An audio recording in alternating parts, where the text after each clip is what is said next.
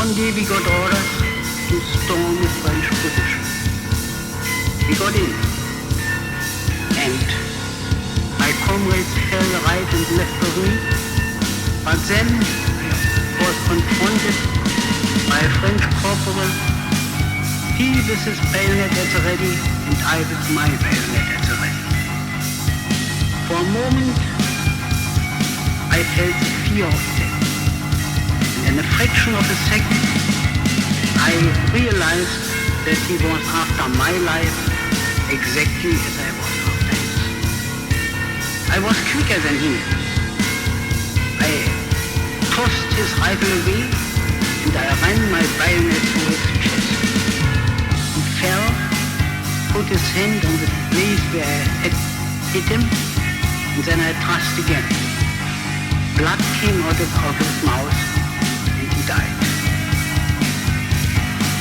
I felt physically ill. I nearly vomited. My knees were shaking and I was, quite frankly, ashamed of myself.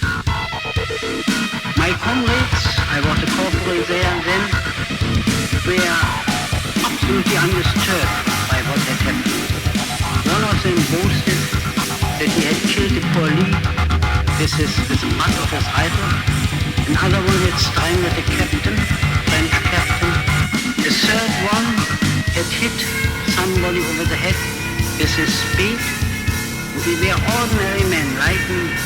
One of them was a tram conductor, another one a commercial traveler, two were students, the rest were farm workers, ordinary people who never would have thought to do any harm to anyone. How did it come about that they were so cruel?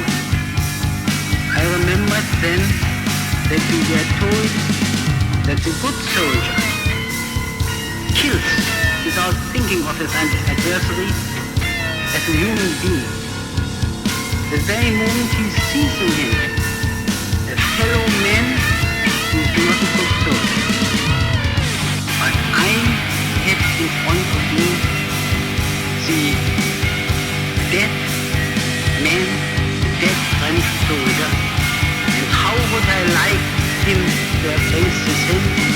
I would have shaken his hand, and we would have been the best of friends, because he was nothing like me but a poor boy who had to fight, who had to go in with the most cruel weapons against a man who had nothing against him personally, who only wore the uniform of another nation, who spoke another language, but a man who had father and mother and a family perhaps.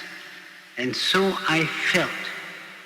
I woke up at night sometimes drenched in sweat because I saw the eyes of my fallen adversary, of the enemy, and I tried to convince myself what would have happened to me if I wouldn't have been quicker than he, what would have happened to me if I wouldn't have thrust my bayonet first into his back.